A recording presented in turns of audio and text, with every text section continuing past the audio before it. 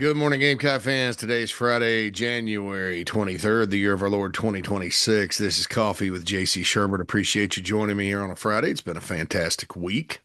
Hope you're preparing for the weather that is inbound down south. I know the whole country is very cold right now. I took a look at the forecast for Greenville because Mad Dog and his family live there. My mom lives there, and boy, single digits and all that good stuff. Goodness gracious. Just hope the precipitation, the rain is not, or the ice does not knock the power out. That's my hope and prayer for all of you. It doesn't look like it's going to snow. You know, it's like just ice sucks compared to snow. Snow, it's pretty. Everybody hangs out. They take a day off work and school, and it melts. And ice, it causes all kinds of problems, trust me. So, saying a prayer for all of you. My guy, Deputy Smitty on X last night was like, I think I'm going to go to the beach and just, he's in the upstate. So, Spartanburg. I think I was going to go to the beach because what are the chances my power doesn't go out? We'll just take the show on the road. I don't blame him for that. I don't know that I wouldn't have made the same decision. But anyway, got my thoughts and prayers with folks in South Carolina, and you're on my mind. And I just hope it's not as bad as maybe some people say. Sometimes it's not, so that's good. Chief Sports Network on Fridays always bumping. We have Four Quarter Friday coming up live at 9. The regions and high school sports in South Carolina, South Carolina High School League. That's always a controversy. I think that organization, the High School League, is kind of following what I call the doctrine of no. They tend to turn down more appeals, it seems, than they approve. Even though some of these schools have very good gripes, but that's certainly up to that organization. I did notice Burns. I'm a Burns guy. They separated Burns and threw him in a region with a bunch of Greenville teams that they normally beat pretty good. So interesting. I think the last time that happened, Burns went from 3A to 4A when I was a sophomore and got put in a region kind of like that. And it's sort of, I don't know. Burns is a Spartanburg County school. It's on the west end, obviously, borders Greenville. And they have a little rivalry with Greer from back in the day. But Burns likes to play Spartanburg and Dorman and Gaffney and Northwestern and Rock Hill. I mean, playing the Greenville and Anderson teams doesn't do much. But it does look like it's favorable for the Rebels as far as winning goes. And then Gaffney's down in 4A now.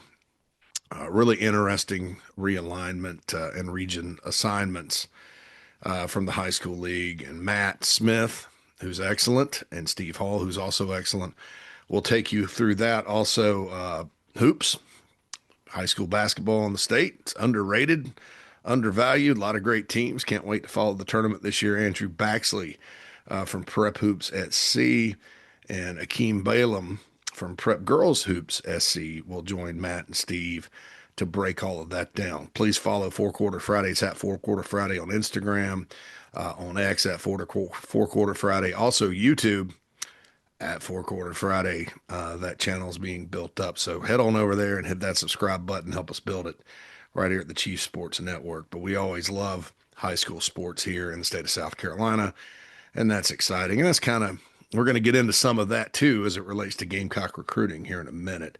The morning show, JB got a chance to go up and watch the baseball scrimmage yesterday, so he'll have some thoughts on that.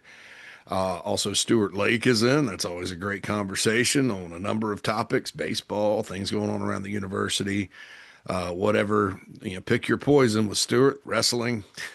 It's always a great conversation. Also, Rafael Esparza from Doc Sports will be in to tell you who to pick this weekend in the NFC and AFC championship games for entertainment purposes only in the state of South Carolina, obviously. But if you play the number, there's no better than Raphael. Some people like they don't like Raphael's anti-SEC stance, and I'll just say this: it's kind of all. Look, he's an odds maker, right? His purpose is to tell you who to pick in a game. And he's from the Big Ten country and all that. So I just want to encourage everybody, don't get mad at him. I don't agree with him either, but I don't, when I'm on with him, I don't really argue. I did once, and I felt bad about it because that's not really, he's not a analyst or a commentator. He's not Joel Klatt or Danny Cannell. He's just a guy that looks at the number and gives you advice, and he's pretty damn good at it. So Raphael will be along. Then on the show, we have a mashup, late night Gamecock show and the show mashup. Matt Anderson will be in, the late night Gamecock himself, to co-host with Phil and I. And then Alex, who was covering a tennis match yesterday. I was like, oh, isn't the weather bad? Now they're going to cover tennis. But he will be in with the Gamecock Smorgasbord. So we're going to chop it up about a lot of topics on the show today. And so be sure to check that out. That'll start around noon live. Chief Sports app, YouTube, X, the new podcast channels. Don't forget those inside the Gamecock shows and podcasts for this one. The show, the morning show, also the late night Gamecock show for the late night Gamecock show. Rooster Rant when we're in season for that and all that happy stuff. Okay, so house cleaning is over. Gamecock women lost last night in overtime. I think 94-82 was the final to Oklahoma. Back and forth game. Sooners pulled away. Nice win for them. Basketball is not an undefeated sport. I know I say that, and everybody's like, "What about the time they went 39-0?" And women's basketball can be an undefeated sport. That happens way more frequently than the men's game. But it's a tournament sport, and sometimes you learn lessons from losses, and sometimes when you don't lose and you get into the tournament, butts start getting tight in basketball. We've seen it a couple of times. Saw it with Kentucky a couple of years ago when they were undefeated and lost to Wisconsin. I remember back in the day, UNLV was undefeated. They lost to Duke in the semis. So sometimes in that sport that happens. A couple of losses don't kill you. I don't know if there's any concern. The SEC in women's basketball has gotten better, especially with the addition of Texas and Oklahoma. Vanderbilt's obviously doing some great things. They come in this weekend for a big game. And so there's that with that. So tough loss, but we'll see what happens. The men will try to win for the fifth straight time in College Station, Texas on Saturday. I'm sure that Matt will have some thoughts on that game as well as Alex on the show later today. But we always talk football here on Coffee. That's kind of the niche. It's not easy to talk about one sport every single weekday from yours truly, but I can do it. We're going to get into we're going to analyze the team, the program, the coaches, the players, the history. We're going to do all that this off season. So stay tuned here to Coffee for all of that. So today's topic, I wanted to get into this because yesterday I talked about money, and it was a good conversation to have just because, without, and look, the governor said something yesterday that, it was unfortunate, unrealistic in some ways. I don't know about unfortunate. He's entitled to his opinion, but McMaster said, I don't even like NIL. I don't think they should have NIL, and it should all be public. And there is a school of thought about that, and as somebody that has argued against things like private equity in college sports and talked about the value of the brand that is getting ignored and the money and all that, argued against that. I will say, just from a perspective of competition, if you want to release the numbers publicly, that's fine. But here's the problem with that.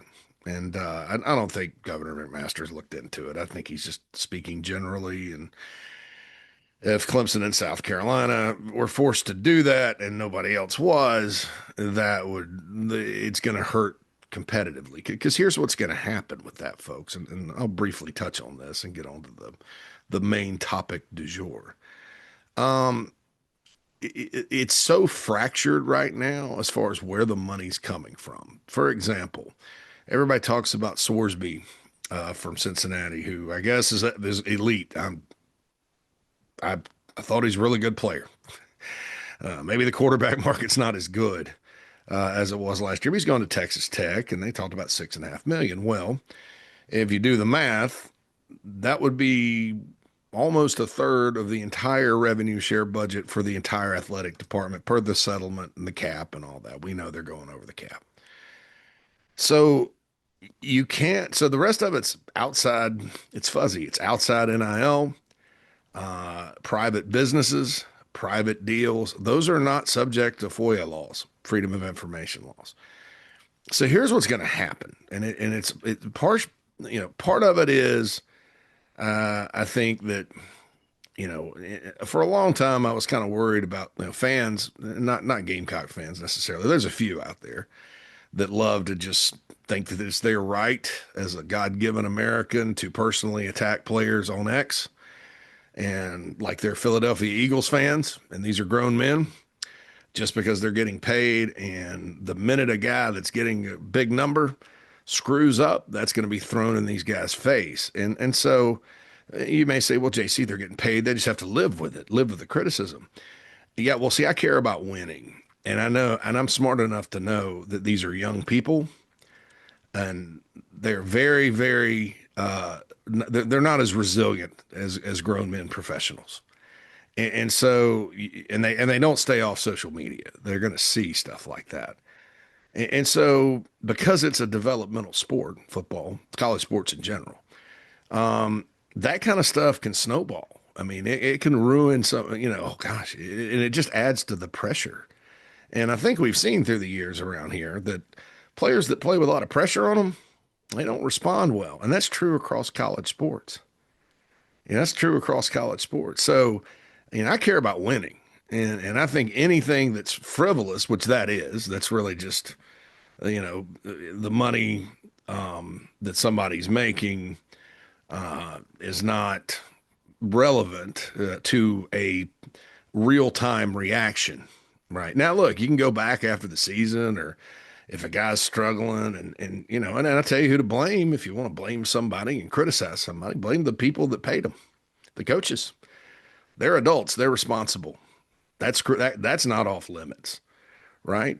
But some fans don't do that. There's some real crazy people out there, or at least their social media, I guess, personality is, and they're tweeting and sending X messages at the player. That's awful. I mean, that's usually a drunk or somebody that really needs to check themselves at the door, because nobody deserves. And I'm all for accountability, and I'm all for guardrails on this stuff. I think some of the money out there, certain players are not worth the money their agents want or whatever. I'm all with you there. And that's a conversation to have. I'm talking real time. And so that's why I'm against that. That's A. As time has gone on, if everybody released it, I think it would kind of buffer it a little bit, because then everybody'd be in the same boat. But what you will have is teams that aren't winning or that are struggling real time within a game. See, it's real time. It's not like, oh, that game sucked. This guy makes this. He was awful today. It's in a game, and the player. Now, let me be clear. I'm not sitting here saying that the player is going to see that during the game. I'm sitting here see it afterward. Like, my God, I threw an early pick, and then I came back and threw 4 touchdowns, and it's crazy person. I mean, I remember very distinctly someone tweeting about a basketball player at halftime a couple of years ago. It's a horrible thing to say. And then the guy came back in the second half, scored 18 points. And that's just one example. And it's just, you throw the money into it, and I think it's going to keep players from developing as they should, and it's also going to cause your team to lose. I don't think that you're right to sit there and criticize somebody real time for salary and throw a bunch of crap on X. Means that the rest of us have to sit around and live with a loss, right? And then I agree. Be resilient, deal with it. They're making money, tough.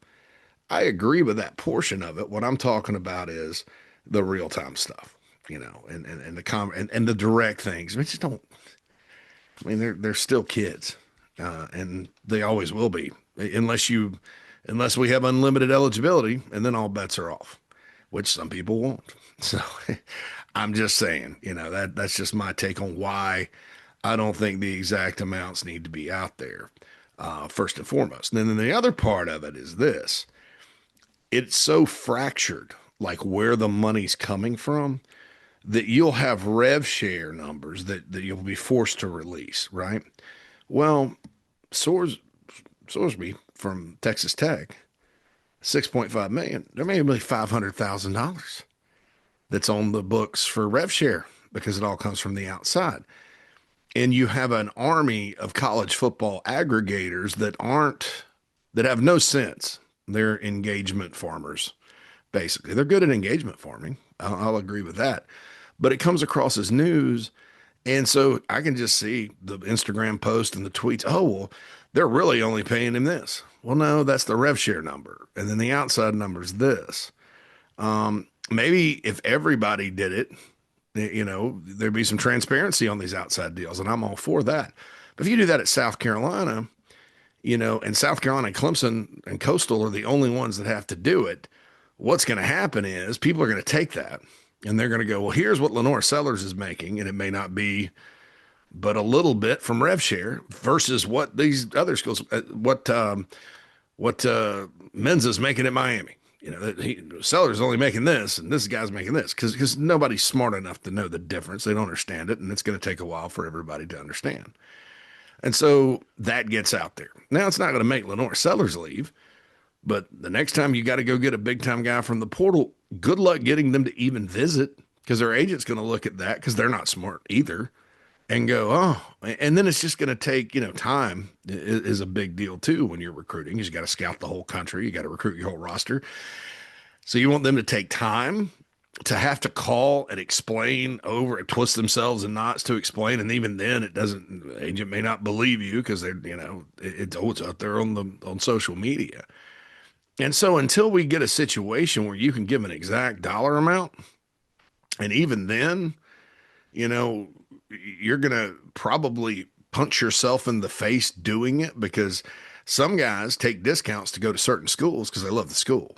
They want to win. Man, it's kind of the whole concept like when Spurrier got there and even Beamer and Muschamp. They took less money to give it to their assistants so they could have a good staff. Some guys that do that, Carolina and everywhere else.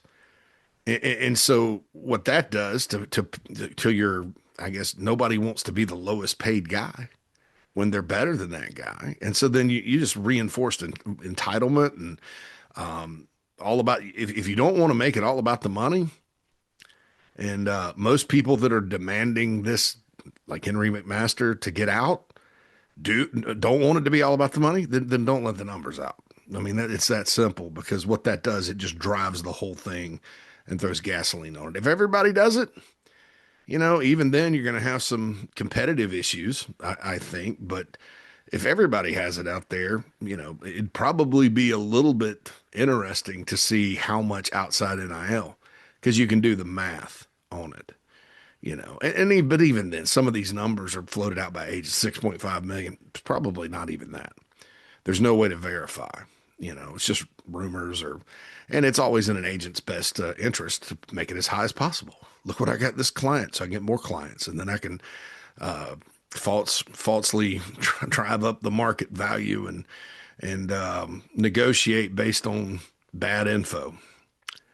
So anyway, but the governor did mention that, and I can't agree with that as it stands now. Like I think in our state historically we've fallen on the sword. University of South Carolina too, fallen on the sword too many times over the years, and it's hurt. And we're at a point in our state where we don't have to do that anymore. It's a great place to be, and the programs are competing. It's why do anything politically to hurt that? Now, I think there's a lawsuit making its way, a FOIA lawsuit making its way. So who knows what a judge will do. But like I said, I care about winning, and I could see a world where that would not not help, not help at all. And despite what our good, the governor says. So anyway, there's that. But like I said, South Carolina's a great place to be. University of South Carolina has come a million miles. Overall, you look at the campus compared to when I was there in 2000, it's night and day better. It's hard to get in. I have a friend in Tennessee. Like my stepson can't get in. I mean, he has good grades, but he doesn't have the grades to get into Carolina out of state. Um, I have a friend in Tennessee. He'd love for his daughter to go to South Carolina. She wants to go to South Carolina. She can't get in. It's popular. And that's good because that helps football, which is what we're talking about here. So they went 4-8 last year. Let's just admit that. Let's just admit it was a bad season. Let's just admit there have been bad seasons. Let's just admit that this program has been pretty inconsistent under Shane Beamer. If you look year to year, the first 2 years, you had an upward trajectory at the end of the day, but even in 2022, that team, I don't think you'd say was not inconsistent. So you look at it that way. Outside of the run at the end of 24, it's been up and down. Let's just say that. This is not about that. We've talked about Indiana, and we've a lot this week, and probably not going to talk about it after this, but we've talked about well, how did they do it? And this is going to be a case study in college football for a long time because it's just so wow. You know, you don't want a bunch of money had somebody given you a future on Indiana winning a national championship within 3 years, even 3 years of Kurt Signetti being hired. So how did they do it? People portal, NIL. Some people think they've spent a bunch of money. I don't think they did. Some people just say it's all coaching. Some people say it's coaching and talent. I think it's all of the above. And I think that what they did, Kurt Signetti talked about this. And he said, Indiana invested in football when they hired me. And what does that mean? That means making sure you've got the resources financially to compete in the player paid era. That means facilities. That means coaching hires. I mean, they didn't lose Signetti to Penn State.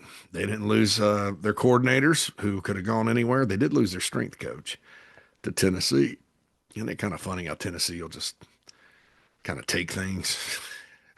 That's another topic for another day. But they've invested, and Signetti mentioned that they hadn't invested in football before, and it just hasn't been a very good program. You can kind of flip it on its side and apply it to Carolina basketball.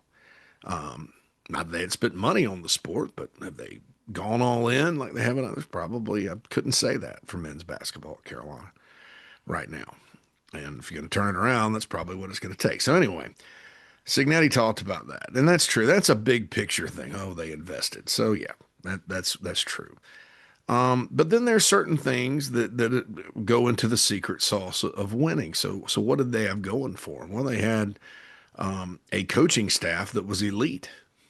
They had players that they could develop. They're one of the best at evaluating players. And sometimes head coaches who aren't coordinators, because here we go. By the way, the people that were still outraged about Beamer never being a coordinator, Kurt Signetti was never a coordinator, offensive or defensive. Beamer was a special teams coordinator. Sometimes those guys, well, that's their specialties, evaluation. And Kurt Signetti, I remember when he was at NC State, I actually knew him a little bit.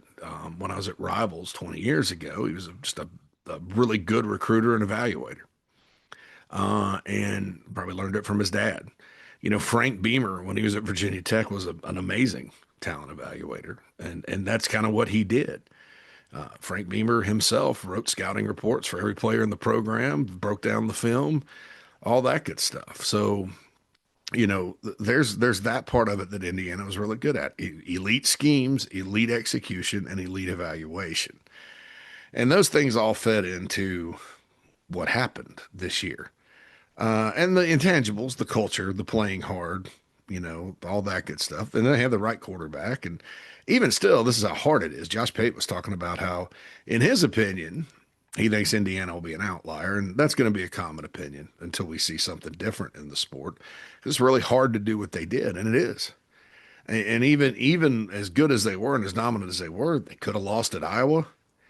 They could have lost to Ohio State. They could have lost at Penn State. That one was, that pass Mendoza threw. I mean, that's a 1 in a million championship shot there. They struggled with Old Dominion in the opener a little bit. 27-14 was that final. But, they had a lot going for them at the core of their success. What do they not have? Well, they don't have an elite in-state talent base. They don't have tradition. They don't. They'll have to go outside of Indiana, obviously, to get players. Although, they can kind of stay in that footprint, adjoining states, if you will, Illinois, Ohio, for linemen and things like that. And, it's not a hopeless, completely hopeless area, but it's one of them. One of the more hopeless. In Kansas and Indiana and Kentucky are not a lot of football talent there. But so all those things are going for them. So my question today is, what does South Carolina have going for it? Like what right now under Shane Beamer does the University of South Carolina football program have that's an advantage? And after you go 4-8, that's a legit question. Most people will say nothing. I don't believe that. I think there are some things. I think there's some things that they're fixing, if you will. And those are different topics. But what does South Carolina have going for it? That if all of it hits, you're going to look back and say, well, gosh, they turned it around, and here are the whys for South Carolina. And I think it starts, with something that is going to be there. There's with Beamer, without Beamer, job program teams. The first thing is just about the job.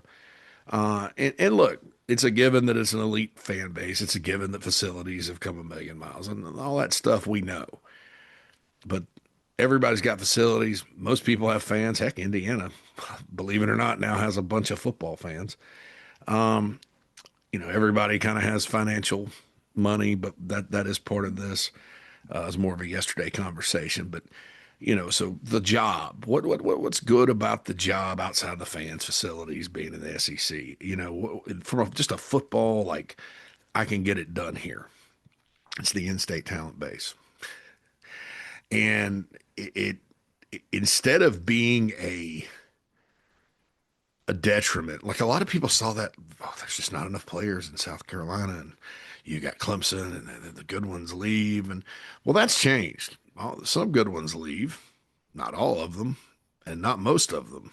Most of them come to South Carolina, and it's not something that you would even, when you dig into it, it's really a state where if you do it right, if you leave no stone unturned, then you can really help yourself. Because I still don't think, outside of Charles Power at On 3, who is the best of, I don't care if you put him in 10 buck two, it's one of the best evaluators, probably the best evaluator in the game, just for my money. And not just because I know him, and not just because he's from South Carolina. But Charles understands that. Other people don't. They look at South Carolina and go, oh, there's not that many players. And, for a long time, it's like, well, Clemson's not offering them, so they must not be that good, which is hogwash. Because the facts tell you that there are a lot of good players in South Carolina, and many of them are in small towns. Now, check this out. And this is something that Beamer and his staff, I think, have done an excellent job with. I hope it continues, right? And I also think that it's something that's going to be there, and the talent base in South Carolina is actually going to expand as the state grows in certain spots. But it's something that I think is a secret sauce. Everybody loves the portal. I understand that. I see the views. The portal now gets more attention than signing day by a mile. I get it. But if you look at the Gamecocks, they need the in-state talent, because what you get is, instead of having to go into a big pool of players in Georgia or wherever, and they do well in Georgia, we'll get to that. You get three or four almost every cycle that end up being starters out of small places, either small places in South Carolina or regions that, you're not necessarily going to war to sign them. Sometimes you're just beating NC State or North Carolina. Sometimes you're just offering them, and they may have an offer from Duke or Wake, and they're pretty good. They end up being pretty good. Sometimes you are battling Clemson and the rest of the country for players, like with Currents this year. But check this out. So since the 2020 draft, the Gamecocks have had 25 players drafted. 13 of those are played high school football in the state of South Carolina. Now, if you're checking my data there, and you're going through the 24/7 sports database, you're going to come across Izzy McWamu, and it's going to say Bossier City, Louisiana. I'm counting him just for the purposes of this conversation because he was at Berkeley for most of his career. He just kind of went out there his senior year. I think he was already committed to Florida State by the time he left the state and then flipped to the Gamecocks. It's a 13 of the 25 from South Carolina. 23 of the 25 are from a tri-state area of North Carolina, South Carolina, Georgia. You had Nick Gargiulo from New York, who was drafted, and Spencer Rattler from Arizona, who was drafted. Other than that, Carolina's and Georgia, and that's been it. That's probably going to change, but that's been it since the 2020 draft.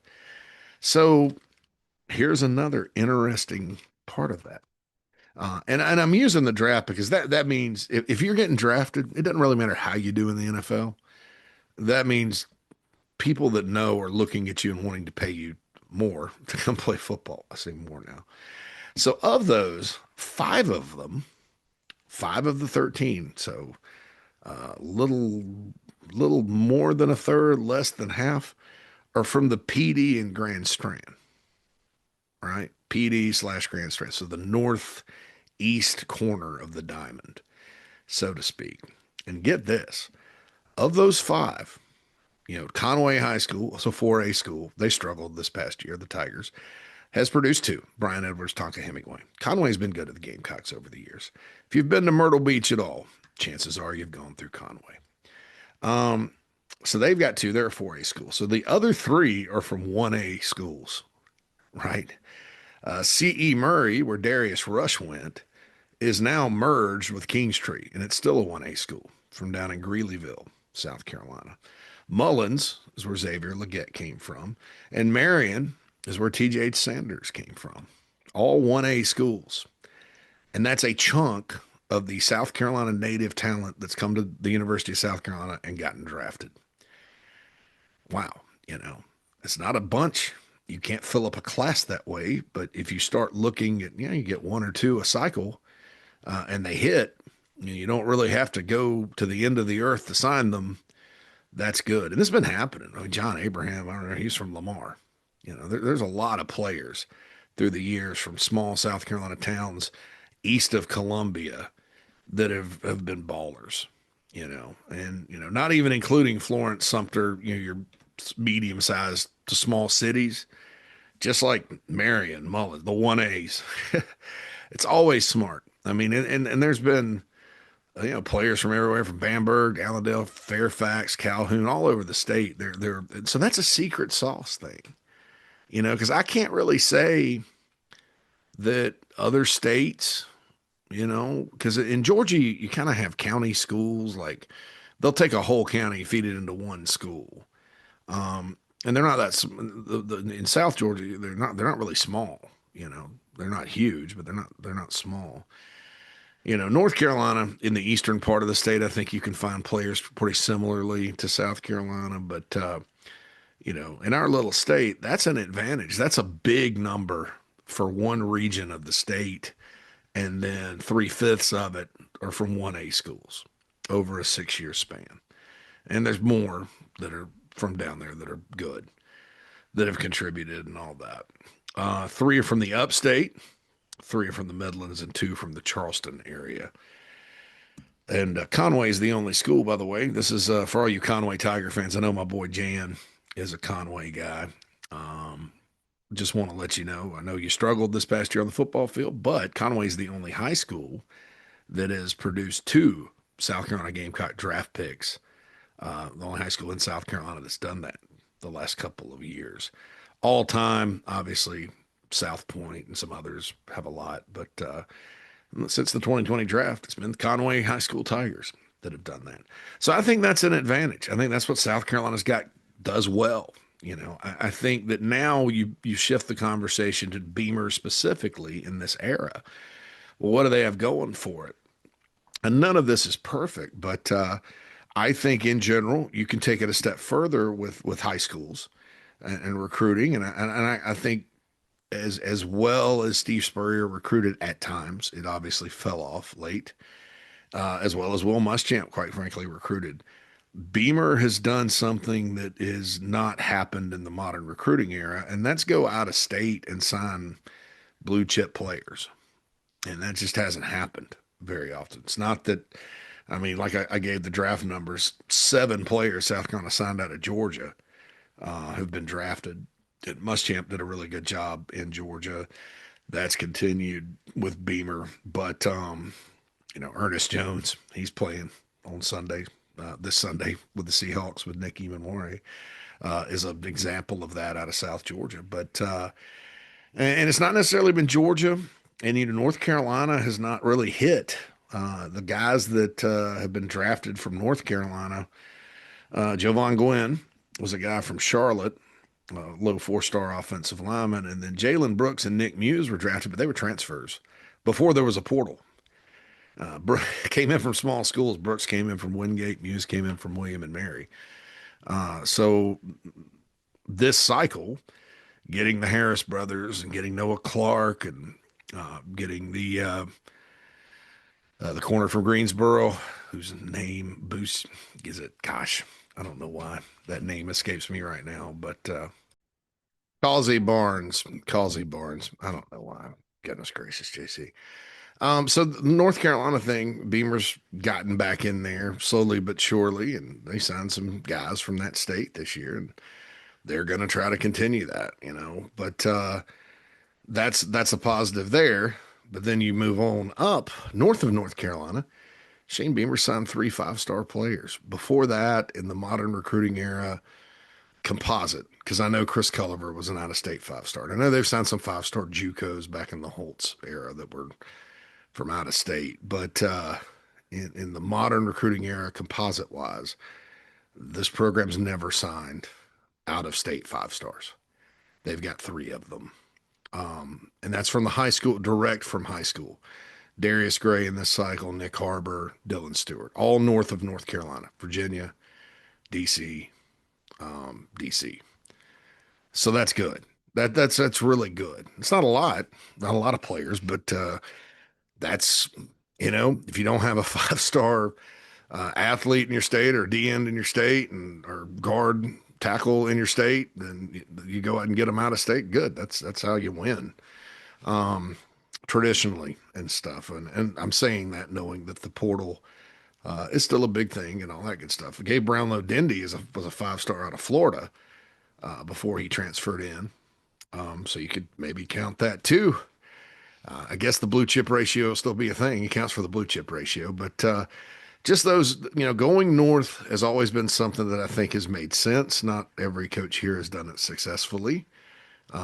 There's been some attempts, some that wouldn't attempt it, but I think that's great. Maxwell Hiller is an offensive lineman from Pennsylvania that's on deck, for 2026. He's got his official visit scheduled. I think South Carolina's the leader there. He's a 5-star guy from out of state. So, that's something that's a positive that this program has not done historically. That's working right now from the recruiting standpoint. From the portal, I think this. I think we had the money talk yesterday. South Carolina spent what it needed to spend within the range that it could spend. You can't compare it to Texas or anybody like that, but 90% of the schools around the country, South Carolina's right there with them. I think what's going right in the portal now, and this is a key for this season, is they take guys that maybe have not produced, and it flies in the face of Signetti's production over potential.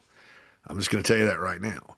It's the reverse of that. They're good on and I'm going to limit this to defense right now. There have been some on offense, obviously, that have maximized individually because they're on NFL rosters and things like that. But I'm just going to stick to defense right now because I want to be very specific with this. Defensively, they are good at getting the most out of guys that maybe weren't as as productive as you thought. And you've got a lot of guys like that on defense that have come in through the portal this year. Jordan Thomas is one. You've got, shoot, I would say Caleb Herring could be better. Kelby Collins could be better. But the staff has done a good job of that, particularly, Brandon Cisse was a good player coming in, but, I played his way into being potentially first rounder. So that's something they got going for him. That the short-term player development on defense, and I like the long-term player development too, what they do for the high school guys. But the short-term player development, there's some success stories, and it's worked out more often than it has not. Nothing's ever 100%. So I think that part of it's there. I think that the other things under Beamer that are good, we talk about culture. People don't like to hear about culture after a losing season, and I understand that. But culture, to me, this is how I define it. And I think most coaches define it that way too. It's not, culture does not prevent adversity in life, football, you name it. What culture does is it helps you deal with it. And maybe not, we talked about real time earlier, maybe not in real time. Maybe it has to be after the season. And you look at the retention. I mean, everybody in the country would have taken Vakari Swain or Dylan Stewart or Lenore Sellers or you name it. Some of the guys that did leave that weren't worth two nickels, in, individually or as part of their unit, they ended up at Power Four schools. So somebody somewhere is seeing something, right? But the culture, for the most part, especially after the season you had, and then there's hot seat talk, and I mean all the stuff that comes with going 4-8 and having a rough one. This program in general has been very resilient to maybe the mass attrition that has hit other places when they face similar adversities. I think that's a positive, the culture. I think the strength and conditioning program and the nutrition program is elite. Just looking at the physical gains, some guys that needed to. I mean, I keep getting back to the D tackles last year. Nick Barrett in particular, was a guy that, got heavier again for his final year, and he played, but he played like he was the leaner version, if that makes sense. It was healthy. I know the offensive line men in that whole room, probably you look at and go, well, not them. I'll admit that. I don't know the reasons for that, but that's one room. I'm looking at the rest of the team, and the rest of the team is in excellent shape, and they make physical gains every single off season. Or Luke Day and Chip Morton and Jamil Walker and those guys, and the nutrition's really good there too. I mean, so that's an advantage. And Darren Usher last offseason called it his secret weapon. And I think that will continue, especially as they try to get some of these guys to play at their full potential. So I think that Beamer's got that going for him. I think coaching is something that probably after last season needed to be worked on, particularly on offense. I think Clayton White's defensive scheme is what it is. I think as a coach, he gets better and better every year, a little more consistent. And they're the best team in the SEC at takeaways the last 3 seasons, and I think led the league this past year. That's hard to do because sometimes turnovers don't always happen. And so, hats off to Clayton White and his staff. And his staff's good too. I mean, Torian Gray, I mean, he's worth every penny.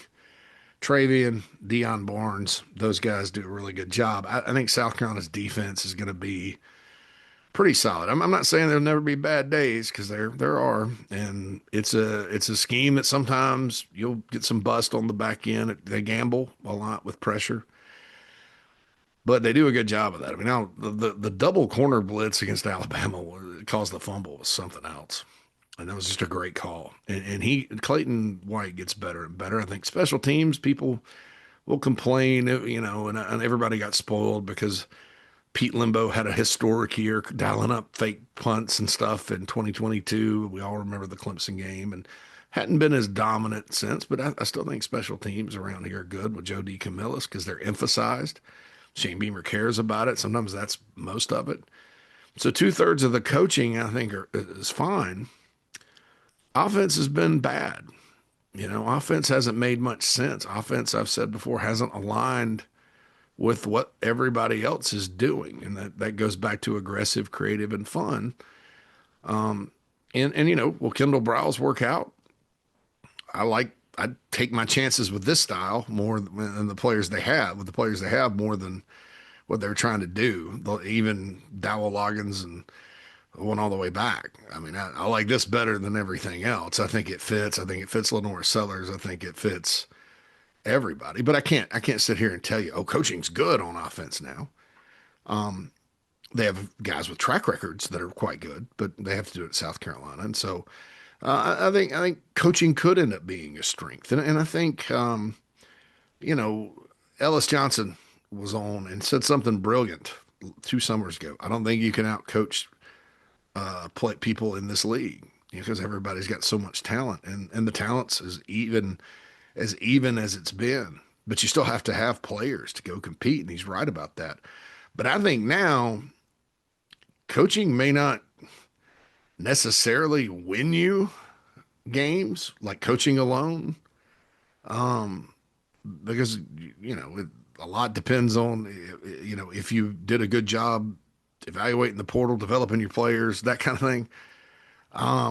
But coaching can definitely help, and coaching can, without a doubt, cause you to lose. And I still, this offense this past season had too many good players to be as bad as it was. So you have to lay it at the feet of coaching, and the offense around here has been inconsistent at best. So hopefully that got fixed. But I do think 2/3 of the coaching staff and the strengths got that going for you. So that's something else. That's a positive. So if you can fix the offense, so I think, does South Carolina have a list of things going for it that can allow it to ascend? I mean, it's not long, and some of it, as Mike Morgan points out, everybody else has too. But I think that when you talk about talent maximization with individual players, there's also something called program maximization. And I think if these things all are aligned and maximized, coaching on offense is going to be a big one. Then that sets the program up under Shane Beamer to make a renaissance. But a lot of times we talk about what's wrong too much, and these are things that are right now. Some, of course, in the coaching area, uh, need it's a needs improvement. But you do have, if you're talking about all three coordinators, 2/3 are pretty good and have been. It's just the offense, and as far as Shane Beamer, clock management, all that good stuff. And we saw what happened last year, and obviously that it wasn't the best year. Nothing seemed to work. I mean, it was one of those things. But he's done well before in that department. It's been inconsistent. Consistency, if you're looking for something that the program really needs to work on, is consistency. Um, be at your best at all times, every time out. That's hard to do. Very hard to do. And it doesn't happen often. I mean, you're not always at your best in this. All right. Don't forget Four Quarter Friday coming up. And then don't forget that the show today and the Late Night Gamecock Show mashup will happen. This has been JC Shurburtt's Coffee. Thanks for coming to my little chat. Y'all have a great weekend and stay warm. I'm out. Holla.